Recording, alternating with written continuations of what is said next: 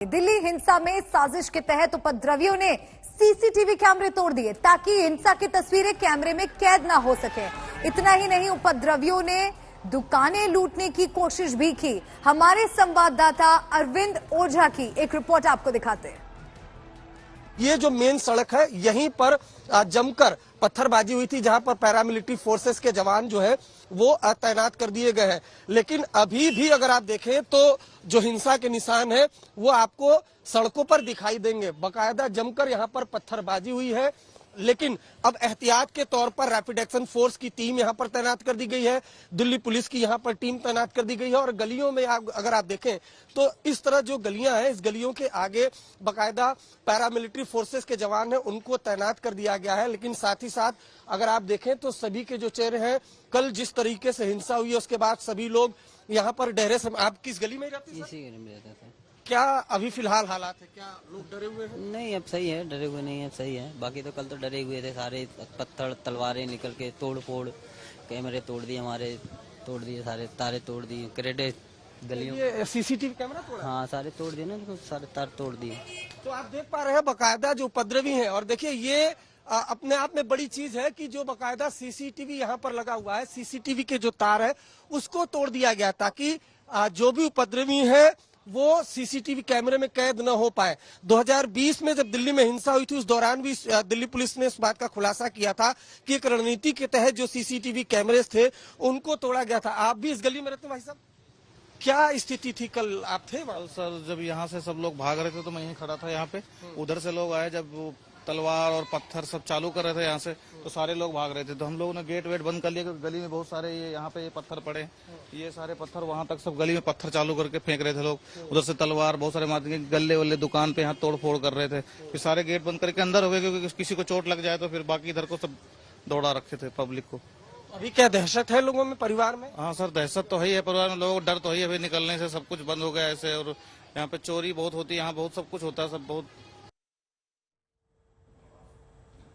तो आपने देखा कैसे उपद्रवियों ने सीसीटीवी कैमरे ही तोड़ दिए। अरविंद ओझा ने ये रिपोर्ट भेजी थी हमारे लिए और अरविंद हमारे साथ सीधे जुड़ भी गए हैं। अरविंद का अब रुख करते हैं। अरविंद, लगातार साजिश की बात सामने आ रही है और जो रिपोर्ट आपने अभी दिखाई, किस तरह से उपद्रवियों ने सीसीटीवी कैमरे भी तोड़ दिए, साजिश के शक को और गहराती है ये रिपोर्ट।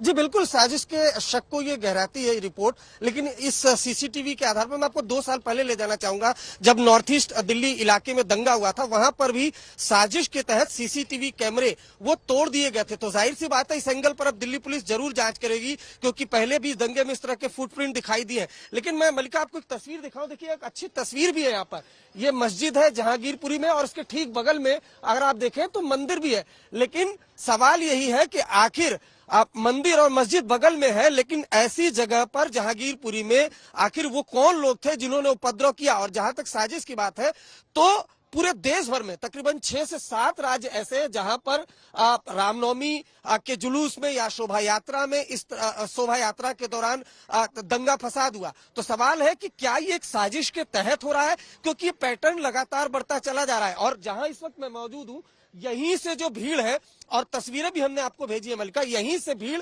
वो आगे बढ़ती हुई जो आगे चौराहा है जहां पर पैरामिलिट्री फोर्सेस के जवान है, और धीरे धीरे करके जो दिल्ली पुलिस है वो पैरामिलिट्री फोर्सेस की तैनाती यहां पर बढ़ा रही है। ये बाकायदा जो बसें आपको दिखाई दे रही है, इन्हीं बस में बैठकर जो तमाम पैरामिलिट्री फोर्स के जवान है वो यहाँ पर पहुंचे हुए हैं। जांच भी शुरू कर दी गई है। कुल 15 लोगों को फिलहाल हिरासत में लिया गया है, एक एफआईआर भी दर्ज कर ली गई है। लेकिन सीसीटीवी का तोड़ा जाना, जाहिर सी बात है दंगाई बिल्कुल नहीं चाहते होंगे कि वो कैमरे में कैद हो, उनकी तस्वीरें कैमरे में हो। लेकिन ऐसे अलग अलग वीडियो दिल्ली पुलिस को मिले हैं और उस वीडियो के आधार पर वो तफ्तीश है वो दिल्ली पुलिस करेगी। लेकिन बताऊं आपको, ये तमाम वो घर है, इन्हीं घरों की छत से पत्थर फेंके जा रहे थे और बाकायदा वो वीडियो में तस्वीरें दिखाई भी दे भी रही है। तो फिलहाल की बात की जाए जांच के नाम पर, तो फिलहाल 15 लोगों को हिरासत में ले लिया गया है।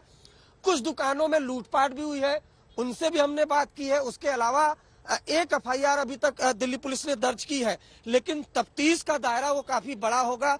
तमाम वो वीडियो जो एक एक करके सोशल मीडिया पर वायरल हो रहे हैं उन वीडियो को कलेक्ट किया जा रहा है। उसके अलावा 6 पुलिसकर्मी इस पूरे घटना में घायल हुए, जिसमें एक पुलिसकर्मी, एक सब इंस्पेक्टर जिसके हाथ में गोली लगी है, उससे आज तक ने भी बात की है, जिसने बताया कि 1000 से ज्यादा की संख्या में दोनों तरफ से लोग थे और जमकर पत्थरबाजी हो रही थी। शोभा यात्रा जहां इस वक्त मैं मौजूद हूं, यहीं पर पहुंची थी जब उपद्रव मचा। उसके बाद भीड़, ये सामने की तरफ से आपको दिखाऊं, इस सामने की तरफ से भीड़ आती है, हाथों में तलवार डंडे लिए। और उसके बाद आप जरा तस्वीर आपको दिखाएं दीपक बिष्ट की, जहां इस वक्त मैं मौजूद हूं, जहां पर सबसे ज्यादा फोर्स डिप्लॉय है इस इलाके में। जहां पर ये फोर्स आपको मैं एक बार दिखाना चाहूंगा कि सबसे ज्यादा भारी फोर्स है। ये जो इलाका है, यहाँ पर फिर काफी ज्यादा उत्पात मचाया गया, काफी यहाँ पर दंगा फसाद हुआ और शायद यही वजह की ये जो मेन चौराहा है, यहाँ पर एक्स्ट्रा फोर्स बढ़ाई गई है। और पूरी गलियों में देखिए फ्लैग मार्च भी शुरू हो गया है पैरामिलिट्री फोर्सेस का। वहां पर बकायदा ब्रीफिंग हो रही है कि किस तरीके से अगर कोई उपद्रव करने की कोशिश करता है। बिल्कुल अरविंद, बहुत जरूरी जानकारी यहाँ दर्शकों तक पहुंचाते हुए सबसे बड़ा अपडेट हम आपको यहाँ दे दें कि इस हिंसा में साजिश के तहत उपद्रवियों ने सीसीटीवी कैमरे तोड़ दिए। और अरविंद, आपको वहां की स्थिति दिखा रहे हैं कि इस वक्त नियंत्रण में है, भारी पुलिस बल तैनात है।